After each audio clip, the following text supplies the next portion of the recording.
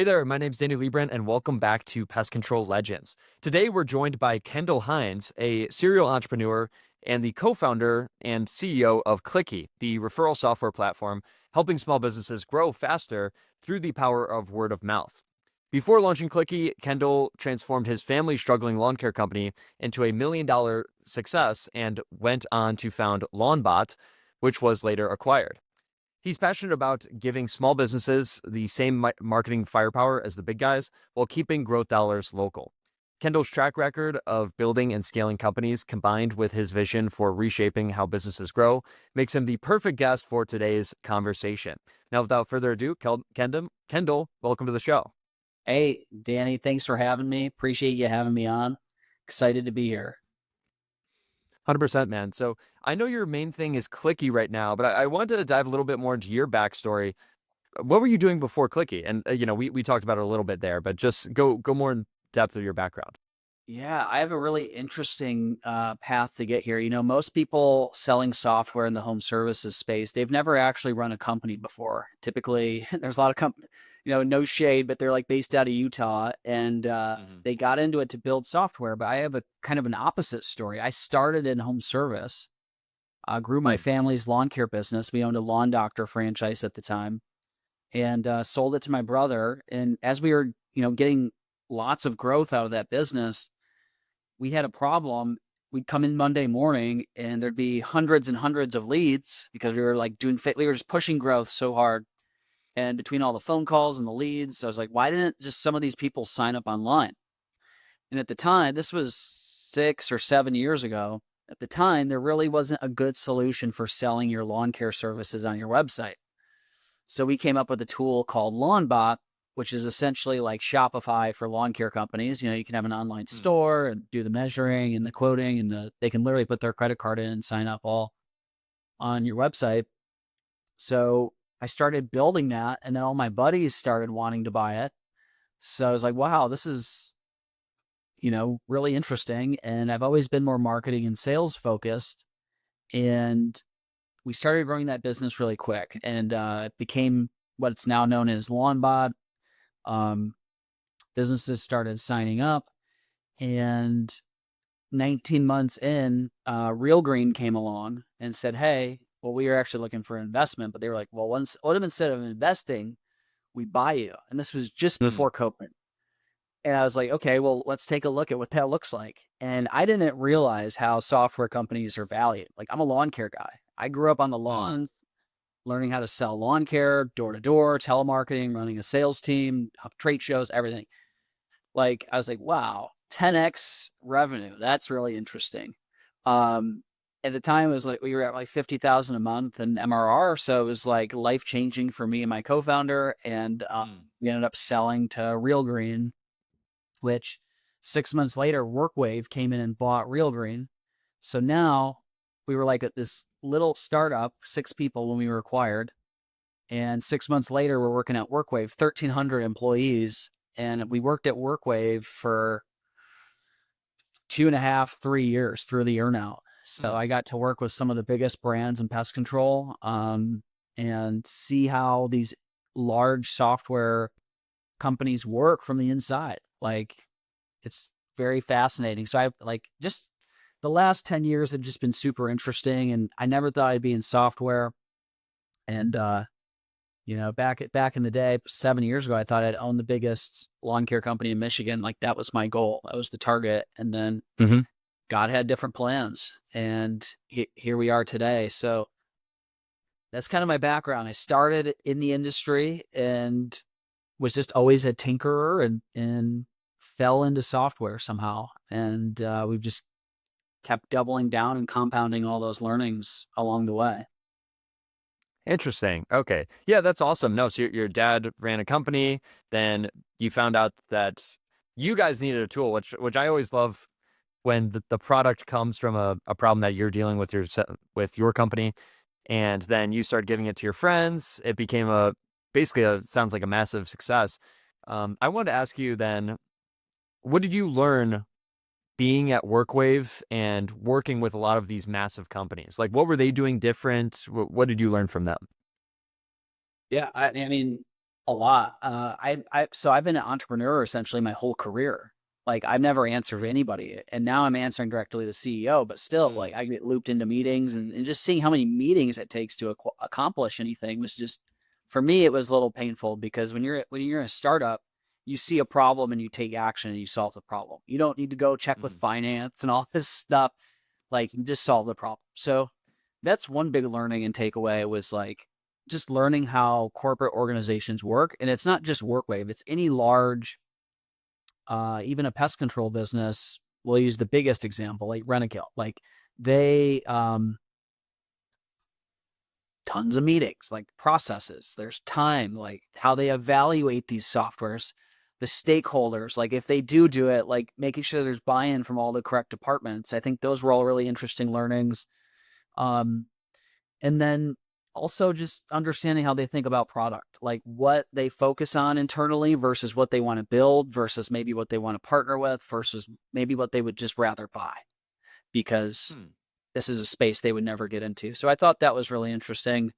Um, yeah, it was weird having a boss for a little bit. That was like if you're gonna have a boss, it better be if you're gonna have a boss, it needs to be in the C-suite. If you're an entrepreneur, because it's tough otherwise. When you're used to so Yeah. much freedom and flexibility. So Mm. Yeah, I'm that same way. Really, the closest I've had to a job is doing DoorDash when I was in high school. But other than yeah, that, I've never really experienced having a boss. I'm sure that had to be felt kind of weird. yeah, but I So that learned a lot. I learned a lot from them. You know, the person that I reported to is running a company that's doing half $500 million in revenue. You know, you learn a lot about like we would talk through problems that we were experiencing in just our direct function of the business and how they think about it and how like a corporate organization would attack that problem. And the biggest thing is the network that I took with me once mm, I left. I still hmm. talk to all those people today that I worked with at WorkWave, like all the people that, and now they're at new companies. They need referrals too, right? And so Ah, like, you just keep compounding the learnings and your relationships, and it's kind of fascinating because that was a byproduct that I didn't really even when I was there. I was like, oh, I'm never going to see this person again after I leave, and boom, sure enough, like life is long, relationships are long, and it's interesting to see how the chess pieces kind of move on the board. So, um, yeah, I definitely. Okay, so it wasn't all bad. But then now your main thing is Clicki. How did that get started? Yeah, so Clicki like really came about. We were growing my wife's small business. I was helping her launch it, and we were paying Google $5,000 a month every month for advertising for pay per click. Hmm. Our costs were going up, and the results kept going down. This is something that I hear on almost every Clicki demo I'm on. I'm trying to diversify my lead flow. I'm spending too much on Google ads. I'm spending more than I used to and getting less results. So one day I just looked at her. I'm like, well, you have hundreds of happy customers. Like, why not just pay them instead of paying Google and Facebook? Like, if we're going to give money to big tech and just ship it off blindly, like, shouldn't we at least try? It'd be worth it to try to see if we could just pay our customers instead. So literally, the first version of Clicki was back in like 2023, and we gave all my wife's customers. It's a lash and brow studio. We gave them links, and we told them, hey, just straight up, we're gonna pay you for every. It was like Bitly tracking links at the time. We'll give you $1 for every person that clicks on the link. And like I was like personally sending Venmos to people, and Mm. people actually did it. Like the women actually shared their referral link. It created bookings for Masha Lash is the name of the business, and I was like, wow, this is interesting. So we kept pulling on that thread and pulling on that thread, and eventually we got to this spot of referrals. Well, that's great. They're clicking on the links, but we need like SMBs, like Pest Badger needs a full stack solution. They need the referral link creation. It needs to be beautiful. It needs to be branded. Um, the tracking into field routes and Pest Pack and Gorilla Desk all needs to be there and be automated. And then also the payouts. It all needs to be a full stack solution for us to go to a company like Pest Badger or a nice pest company and say, hey, we're your referral system for your brand, your customer referrals, partner referrals, and you can even run employee referrals all through our system. Um, so it took us a while to get to that, but now that we're there, like that's essentially what we have is like we become the referral system for these brands. Everything's beautiful. fully trackable into their CRM. And, really, I think it's at the heart of it is like, I want to live in a world where small businesses don't have to pay Google and Facebook to grow their Mm. businesses. Um, if you look at we could vibe out on this for a long Yeah. time. This is like what you do. The cost per acquisition for customers continues to rise. Like, I used to run all my own Facebook ads at Lawn Doctor, and they were great. We were getting like $15 a lead, $20 a lead. But what we've been saying is like the space, like the attention is basically overpriced now, or it's way more overpriced than it used to be, at least. So let's say you're spending $200, $150 a day to acquire a customer, um, and your average customer value is $400 or $500. That's like a large percentage of the revenue you're bringing in for that deal to pay out for that customer acquisition. That means less money for bonuses for your technicians, less profits for the owner, less money to invest in other growth methods and opportunities. So we see it like if you can fix your customer acquisition cost at $50, which is like what the average referral bonus is on Clicki, that's good for a lot of people, including the business owner, and those marketing dollars stay local in the community. They don't get shipped off to big tech. So Mm. that's the world we're trying to build and unlock, is like, okay, how do we help small businesses grow more profitably? And we see referrals as a great way to do that and a great step one. But we have some other things down the pipeline that we think could be really interesting to add to that story around Hmm. referrals and local marketing for these businesses. So Yeah. Interesting. Okay, so it started with your wife's business, and I can't believe that you're sending just like a $1 Venmo for everyone that clicked the link, and well, even that was working. it would stack up, right? So like every Friday I would look up how many clicks they have and then send them $40 or $50, and like people Okay. were doing it, right? And Venmo actually canceled my personal profile because like I was sending so many Venmos to people. And yeah, so I currently don't have a Venmo, only Apple Cash and Cash App. Uh, but, what's crazy about that story is like Clicki processes $50,000 a month right now on payouts to Mm. homeowners, affiliates, whoever, is doing the promoting for the brands that work with us, which is just mind blowing to me. Like, I remember when we were paying out $500 and it was just all me sending this out and Mm. sending out the money. Yeah. Right? So now and I don't touch it at all. It's all automated completely. So Yeah, yeah. No, it's awesome. And no, I'd love that concept, like regardless of the delivery mechanism, I love that concept of like, you know what, these big corporations make so much money. Why don't we, I mean, give more money to our customers to get us more customers? I mean, I right. would do that every day. Even if it was the same cost, I would be like, well, I'd rather give my customers money than Google money, right? Yeah. Amen. That's like literally our tagline right now. It's like, don't pay Google, pay your customers instead.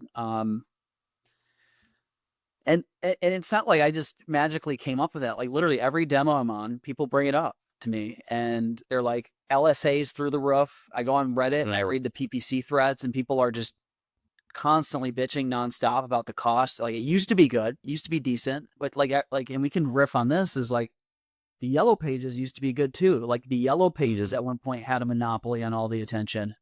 Um, and now it's like Google has the monopoly, but I think with AI search coming in, it's going to get disrupted. And I think that explains our growth too. I mean, we have 300 businesses that use our software.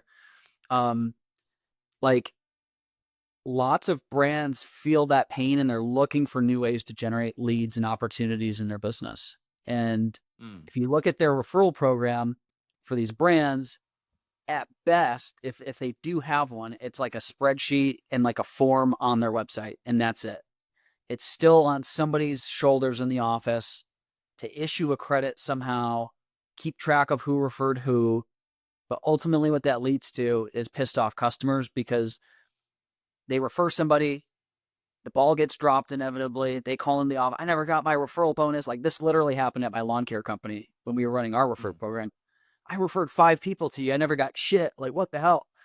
Is like, sorry, like, we dropped the ball, clearly. And you think they're ever going to refer you again after that? Like, probably not. So, um, I think you add all of that up and like the world is ready for Clicki. And that's why we've been growing the way we have. And, today we have pest control, lawn care, home cleaning, beauty, med spa, LASIK doctors, light construction like windows and doors.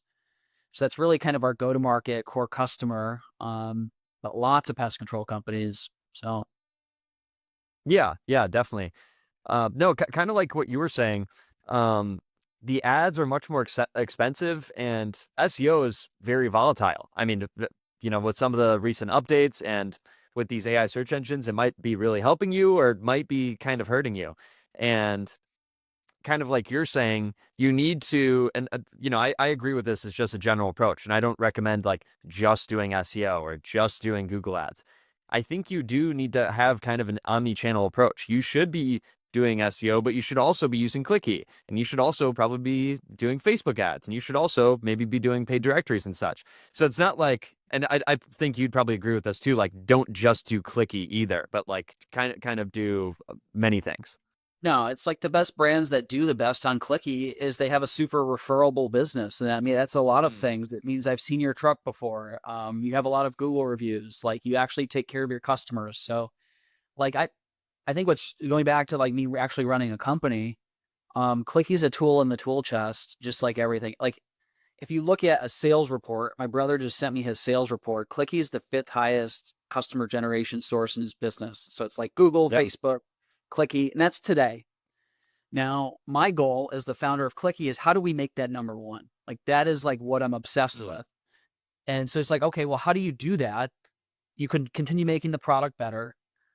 But there's this interesting concept that we have that I think is going to be really, if we get the opportunity to build it, and that's this network concept that we have. So like in Grand Rapids, we have 5 companies. They're all on Clicki. They don't compete, but they all have deep customer bases.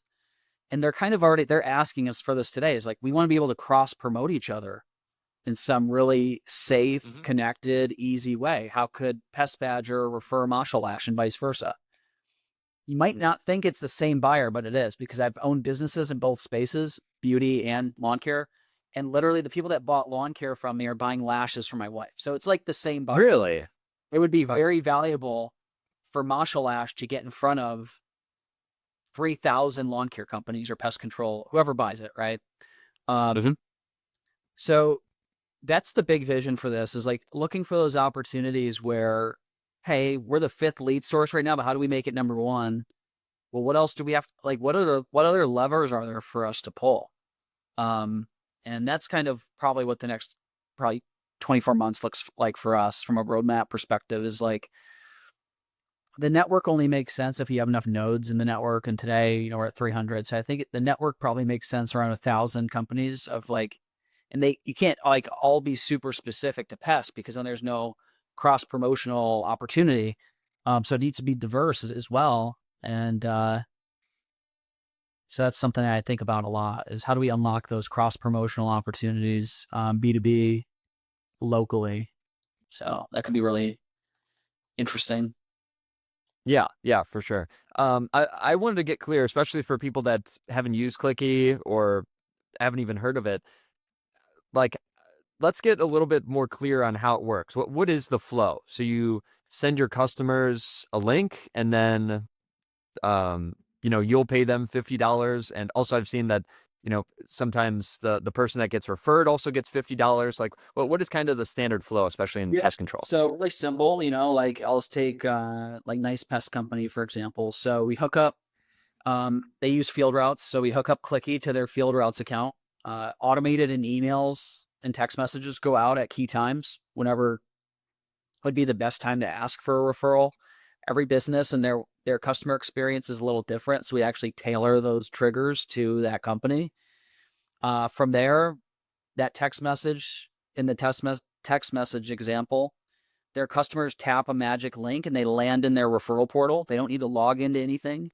They can begin submitting referrals right that second. They can share their referral link to Facebook to generate referrals, or they can use a QR code if they happen to be face-to-face with somebody. From there, referrals are generated. We send those referrals back into the field routes account, generate an alert so that Nice Pest Company can follow up.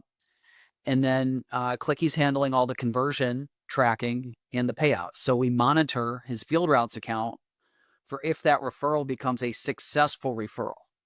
Now, for Nice Pest Company, it's when that referral actually gets serviced. So that's what releases the referral bonus back to the referrer.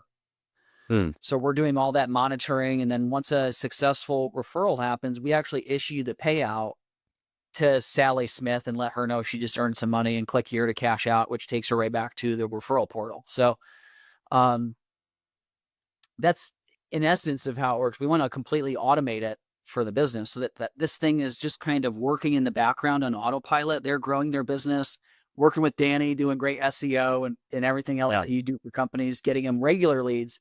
They sell that customer and let's turn that one customer into 10. Like let's amplify like our current marketing that we're already doing. So that's effectively how it works is we hook up to their CRM and referrals start getting generated. And the business owner, the only thing on the business is just letting people know about it. Or if they have an idea for like a custom campaign, like Nice Pest Company does a really good job with this. They started a realtor program. They created a realtor referral program, and they go out and find real estate agents to be referral partners for them, and they add them to this specific realtor campaign in Clicki. Now, obviously, that workflow is a little different than if it was a customer referral program. So they can actually manually add realtors to this program. They can send a realtor office a link and have them sign themselves up to be, we call them promoters, anybody that's promoting a brand, or upload a CSV file if they happen to have one. So yeah, that's a little bit of like how it actually works in practice. So Interesting. Okay. I actually didn't think much about it on the strategic partner end, which is something we heavily promote. Me, Jake, and Jonas talk about it in our program. That's like a great way to get leads, not just maybe from your customers, but also from other business owners in the area. So cool. And also, and actually, you guys do this. I know you have the company Bravo. I was going to say, I see getting referrals kind of adjacent to getting reviews. And I was going to ask, is it usually an automated text or email, or could you also just ask people in person? you could. So like when the technicians are like face to face with the customer, they could have them generate the referral right then and there. So there's a QR code that they could scan and quickly submit a referral for sure. So yeah, Bravo's pretty interesting. We built that based on customer feedback. They were using other vendors for their after service surveys.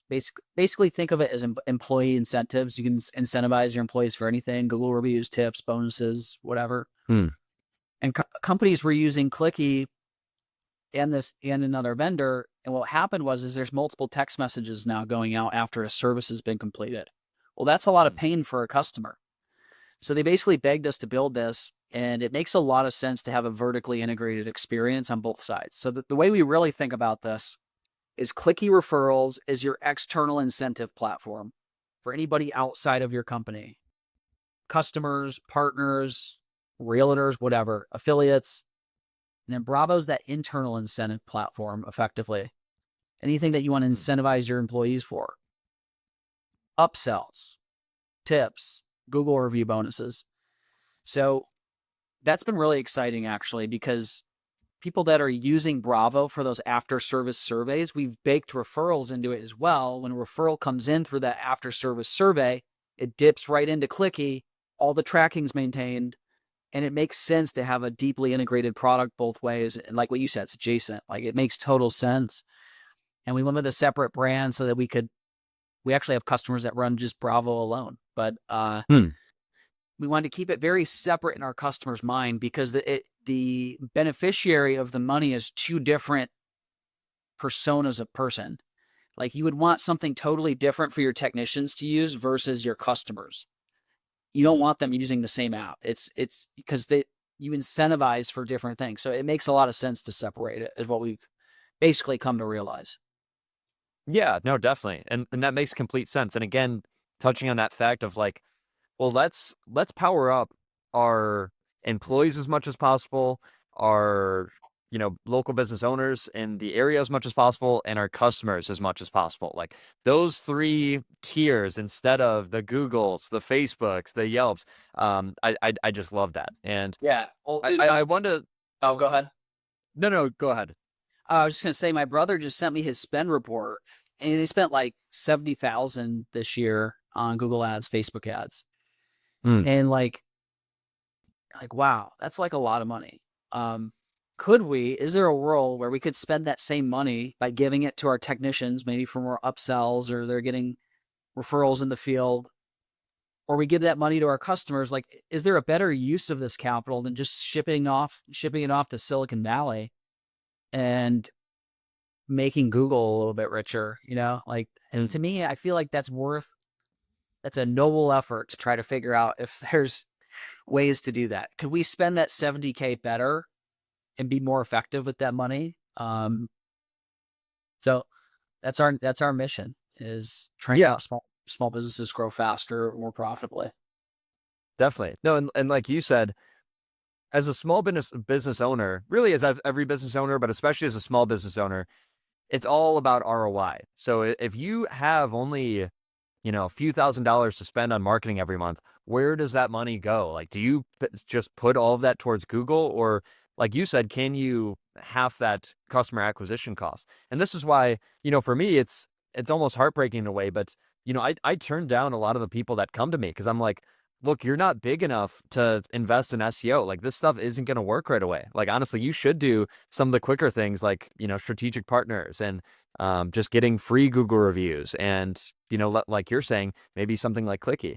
So related to that, what are you saying? You kind of already mentioned it, but just to be clear, what are you seeing is the average customer acquisition cost for Clicki versus kind of the average? Yeah, so it obviously heavily depends on this is a question we get on every demo, is like, how much should I pay? Right. And I Mm. think it's a personal question because, my buddy Rick at Liquid Lawn is paying tons of money to Google. His current CAC on Google, Facebook is going to be different than Jonas's. Jonas's is going to be different than Nice. So everybody kind of starts out with a different number in mind. My mind is like, it also kind of ties back to whatever your service costs. So I have some customers that pay 200. I have some customers that pay $100. I have some customers that pay 50. It really is dependent upon the industry, your current customer acquisition cost. Like, if you don't spend money today on digital ads, you have no concept of how expensive they really are. Mm. You might think $25 is a lot of money, but that's not going to move the needle in today's economy. 25 is like 15, and people don't Yeah. get out of bed for $15 anymore. So the minimum I would say is probably $50 is kind of the entry level to get people's attention, get them interested. And that's kind of what we see there. But I think what's cool is on our platform, you can turn up and turn down the referral bonus as you see fit. For example, Nice Pest Company around Labor Day, they did a Labor Day push. So they ramped up to $100 for Labor Day, did a big blast out to their customers, and then turned it back down after Labor Day, did the traditional 50. So any referrals that came in during Labor Day were worth 100 Mm. if they, ended up signing up. So yeah, I would say that's a good range. 50 to 200 is kind of common. We have some customers doing a percentage payout. So it's really just up to the business. Our job at Clicki is to find out how they run their business today, and then work backwards and make the referral program fit how they want to run their referral program, or how they might already do it, and we just build our system around how they already do it is the ideal flow. But that's kind of the standard, I would say, between 50 and 200. Got it. Got it. And also, I kind of just wanted to ask you a general question, but where do you see things going in the next few years? Everyone's kind of feeling overwhelmed with all the AI stuff, and are robots going to take over as techs, or is everything going to change within our workflow online? Just give me kind of your general thoughts there. You can take wherever you want. Yeah, I obviously think a lot about this just because I'm always trying to think about innovation and how can we do it better, and like, Hmm. how can we delete things from the process? I think a lot about like the best CRM is like one you don't have to use, but all these CRMs are building these. So basically, if you think about every CRM that's been built today, it's built around humans using it. It's not built around AI agents doing it. Mm. Um, and then you're dealing with things around like deterministic data. Like, I don't want the AI agent to like guess how much an invoice is going to be. It needs to be 96.54 every time. So that's the deterministic data. Not the creative stuff that some of the AI is pretty good with, and like processing large swaths of it. So I just think about the world that I want to live in. And the world that I want to live in is a world where my data is free. I can take it wherever I want to go. Any platform can talk to any platform. I don't have to pay some outrageous API fee to unlock my data, which is a lot of these vertical CRMs do. They hold all the power and the leverage over the customer and vendors, by the way, because they charge a rev share for API integrations from a company like Clicki into a large CRM. And I'm like, for what? Like, I know how much API calls cost. We have a software, like, so they get the benefit of being early to the space and building a big business, and they get to charge for that. And it's like, you look at these big companies and there's lots of inefficiencies, lots of untalented people that work there. There's lots of talented people, but lots of untalented people that don't provide value for customers. And a really specific example of that is if I have feedback from a customer about a product, the current flow is I submit that to like my account manager. My account manager takes it back to the product manager. The product manager takes it to a designer. The designer takes it to somebody else before it even hits a software engineer, whoever, he actually writes the code. That's the source of truth.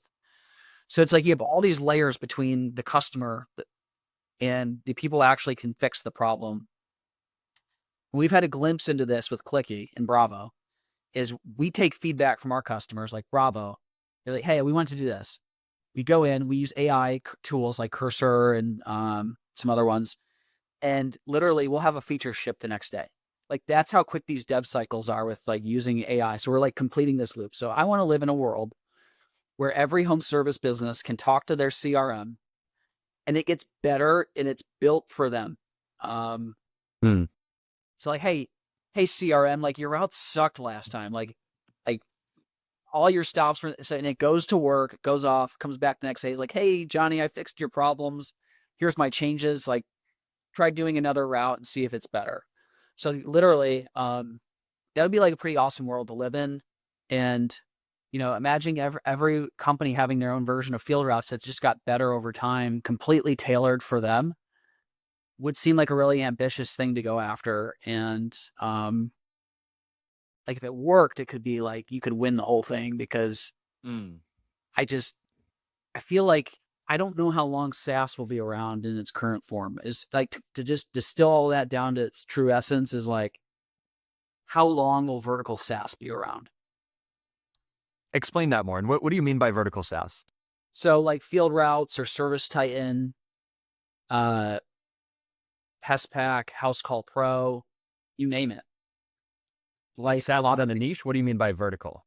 Vertical, as in like a vertical being pest control or lawn care or okay. shack. Yeah, vertical SaaS. So these AI software coding agents today are really good, and I can take pictures of field routes. I can export their CSV files to get all the database headers, and I can give them to an AI coding agent and be in a really good starting place for me to recreate field routes myself. All the UI is the same. We have the database header. So now the AI coding agents know database schema. It's just a matter of time until there's a Chrome extension that can watch every movement that you do in your software to record all of the business logic that you and your team do every day. That's all it is. It's business logic. It's keyboard inputs. It's mouse movements that are recorded. Feed that into an AI and have it create your own version of field routes that you own forever, and it gets better over time. Like, that would be insane. And it totally seems possible. I don't know if you just saw the new Sora like release. I just got access to it. It's wild. And like, that's where we're at today. So imagine 5 years from now. Like, do you think, I just think customer, like eventually if that world existed where like somebody came to you and said, well, we have an AI first CRM. It gets better. It's completely tailored for you. And we're half the cost of what you currently pay. Like, you're going to take a look at it.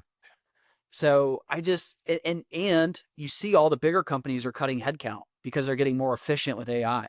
So they're trying to get leaner. They're implementing these AI tools. Ultimately, it's good for all the people actually doing the real work. And that's the people that own these businesses. It's the lawn care companies, it's the pest control brands. They're providing real goods and services of tangible value and making customers happy. So, because they're going to get less expensive products, which is good for everybody. So that's kind of what I mean. Is just like these companies that are big today are big because they were insulated, because technology used to be hard, but now it's the easy part. And it's not some magic black box anymore. All these CRMs are just business logic and workflows. And if you can record those and recreate them and duplicate them, then you could see a world where potentially that gets disrupted. So I'm like riffing on that idea pretty hard right now. People think I'm crazy when I say that, because if you look at these CRM companies that like all IPO'd, like that would be pretty disruptive if what I just said, it happens. Yeah. That No, that's dude, I'm yeah. totally there with you. Yeah. I'll give you my thoughts there and see what you think. So number one, I totally agree. The word I like to use is I feel like everything's become democratized. So, with copywriting, with generating branding, even starting to do things more complex like building websites and like you're saying, coding. Um, I think the right word is democratized because now it's available to everyone versus, and I mentioned copywriting because that's kind of how I got my start in my career. Um, when you needed copy done, when you needed a sales letter or you needed to have some post done or, a website copy, whatever it was, I mean, you hire a copywriter. Usually you don't do it yourself unless you're super bare bones, you're somewhat of a good marketer. And when I started out, ChatGPT wasn't a thing, but eventually it came out and I thought I was screwed because now all these people can just use ChatGPT. But kind of what I realized is that although everyone can use it, just like now, making logos and such, and like you're saying, even coding, I still think that experts are better than the AI, at least for now. Like when I have ChatGPT generate me copy, I'm like, I feel like I could do that a little bit better. And same thing with one of my friends who's a really good designer. I can generate a logo on ChatGPT and it's pretty good, and I can continue to go through iterations, but he can still make me a better one. So I think like the first point is that there's definitely a need for experts, and then also in terms of competition, I think the main thing that separates you from people is trust. I think actually stuff like we're doing here of podcasting and building trust with an audience, and I'd say even having companies tied to a face so that people can, establish some kind of relationship. I think that's kind of where things are going. I think it's all going to be about trust because everyone can create these same products like you said. Yeah, 100%. And I'll add to what you said on experts.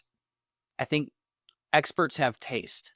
So Mm. that world that I painted where like an AI, like you're still going to need somebody with some taste to know what's good and not good, right? Like Mhm. with the AI coding agent that we used for Bravo, it's all my taste in the product and knowledge of the business workflows that made it what it is. Like the technically anything's possible, but like you have to have somebody with some taste and vision and kind of know today you need all of those things to bake the perfect cake. You can't Yeah. just have all this compute power. You have to know what to do with it. And that takes years of compounding and learning. That's 10 years of being in software. Or like you Mhm. back in the early days when you were like literally grinding out the copy, chiseling it with your fingers and creativity. And now you have this like godlike tool to make you like 10x better. Like I think that's where the people with some talent and taste like are just gonna win and clean up shop. Mm. So um good for us and Yeah, others. yeah. No, when you're an expert and have built a brand around yourself, I think for the most part you're going to be okay. And also, for some reason, this is coming to mind, but I'm thinking, I'm thinking of Mad Men. I don't know if you've ever watched that show, but I really liked it, and I think you almost have to be the Don Draper of your AI bots. You know how Don Draper leveled up in the company, and now he's got all of these marketers and copywriters below him. So even though they're working on all the work, just like how, we might have people working below us, or they might even be AI assisted in using AI.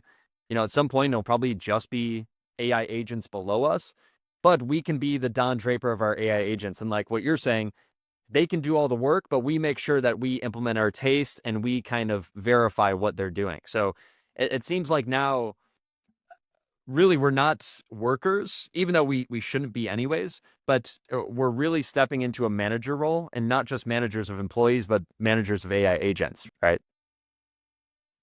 100%. And that's today. The thing that gets me is like, that's today. Just imagine 5 years Yeah, from now. I know. Figure out compute and the electricity problem for all this. And the models keep getting better. So it's going to be a fun decade. That's for sure. Yeah, so tell me more, like what you're maybe worried about. What could go wrong in the future? Is there anything you're pessimistic about? Pessimistic.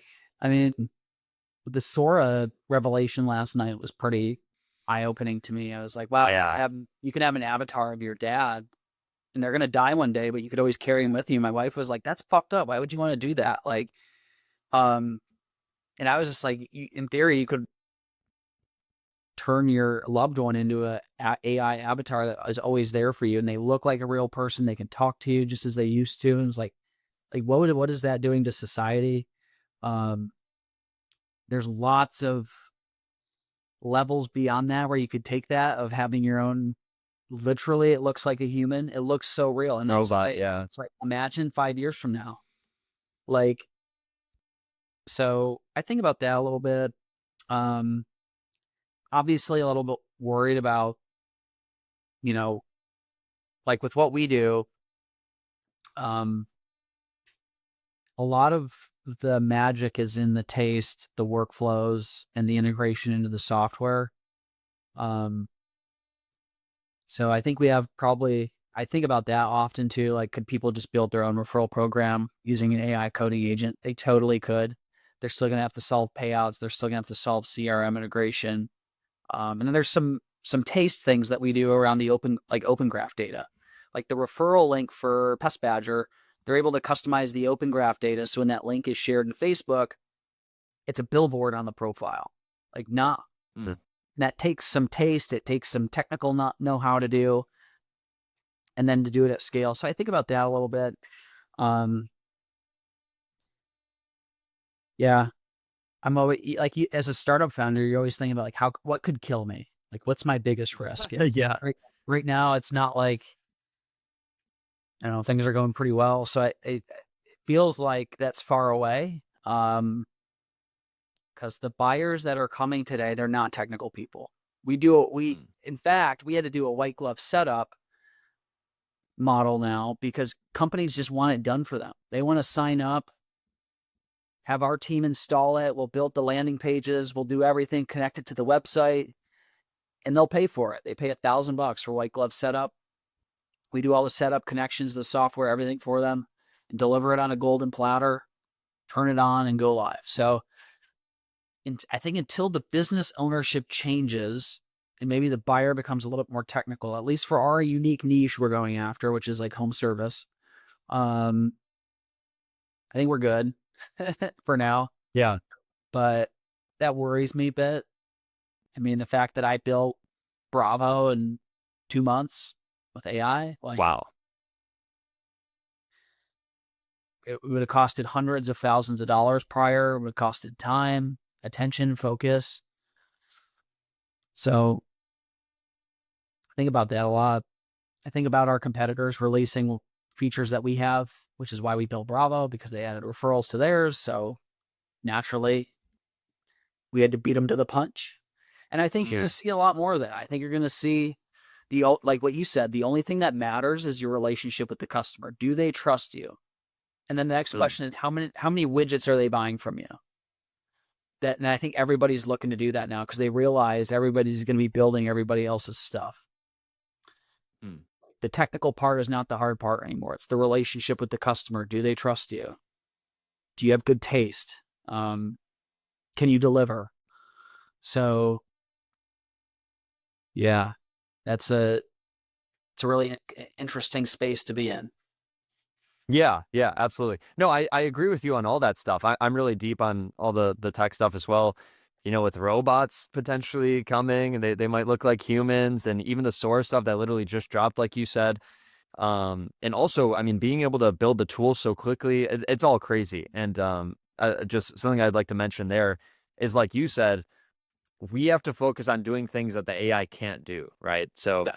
thinking even just a few years into the future, what are the things that AI can't do? Like you said, it's building those relationships, it's building that trust, doing the sales calls, doing the real content, and ideally building it up right now, because as it continues to become more and more prominent, now it's something like content. It will be like, well, are you making the content or is the AI making the content? Versus if Yeah. you've already been, like you've been on a lot of podcasts, so people know it's actually you. But if you just started going on podcasts next month, people are like, well, is this real? I don't, because we're starting to approach that. Yeah. Well, on Sora, you can create your own avatar. We'll use you in the Sora videos for people who haven't heard about it yet. Hmm. And you can do collabs. So Danny can send me, he can Yeah. allow his likeness to be used in other people's meme videos, is basically what it is right now. And I could do a collab video. I could put Kendall in it. I could put Danny. I could put Jonas's collab and do like, hey, do a video of us like cheering champagne glasses as like, and it looks freaking real. Like it looks really good Yeah. compared to even where we were at 3 years ago. So it's, I don't think anybody kind of knows where this is going to end up, but I'm here for it. And Yeah. I think about being a startup is we can pivot fast, like wherever this takes us. Definitely don't want to get into the AI phone agent space. That's like just heavily crowded at the moment. Oh yeah. We'll let them duke it out for a while. Let's see who the big winners are going to be. But uh, yeah, that's Yeah. No, it seems like you guys are really crushing it in this space. I believe in your company. Jonas believes in your company. You guys are doing a really great job. And like we said, like we agreed on, this is actually something that's, it's giving back to the community. It's giving back to good people, not big corporations. So awesome. I wanted to end out the podcast kind of on a positive note, because I know we took a little bit of a, um, I don't know, deep turn there of like, where could all the AI stuff go? Typically, what I like to ask my guests at the end of each show is, what is your message for the pest control owners out there? What do you want to tell them? What's on your heart? What's on your mind? What do you want to say? yeah, like everybody that starts a business, and I know this because like I ran one myself, is like you are the fabric of America. Like the fact that Mm. you can go out and create this company for you and your family and build generational wealth. If you get to $1 million in revenue, you could probably sell for like 1.5, 2 million, depending upon how the multiples are going. Like that matters. And we want to help those people win in any way that we can. And what that means is more healthier small businesses. They're more profitable. Um, we want to help the heartbeat of America, which we believe is small businesses. Like if they go away, like if Nice Pest and Pest Badger, all their they went away, and we're just left with these like global conglomerates, where they're owned by Wall Street.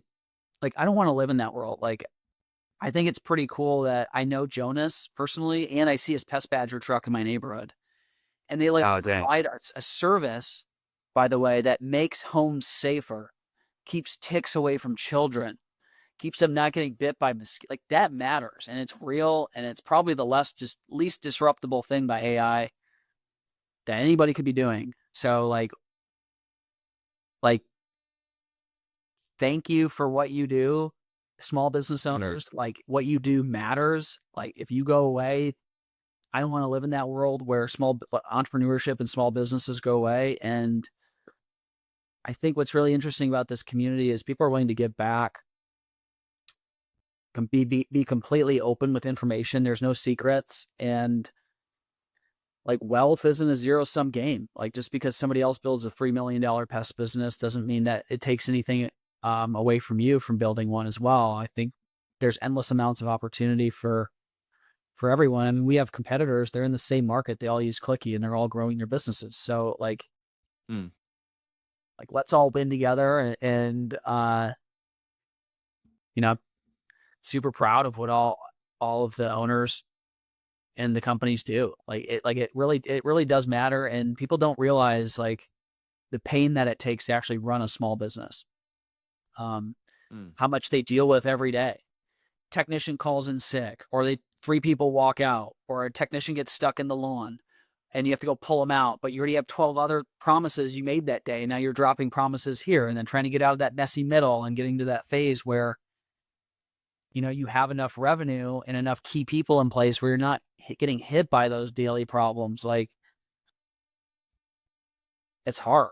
And the people that make it, they don't quit and they keep going. And I'm glad for the people that keep going because it matters that they're successful. So that's on my heart and mind. I think about that a lot. Hey. And yeah, I just know how hard it is to be successful in this industry. And a lot of people make it look easy, and it's so easy, but it's supposed to be hard. There's a reason why there's not a lot of rich people on this planet. It's the abnormal thing. So, but you know what? The ones that make it are like the best. Like, Yeah. big company down in Texas, owner met me at a trade show, paying us a bunch of money for Clicki and Bravo. Super thankful that we exist.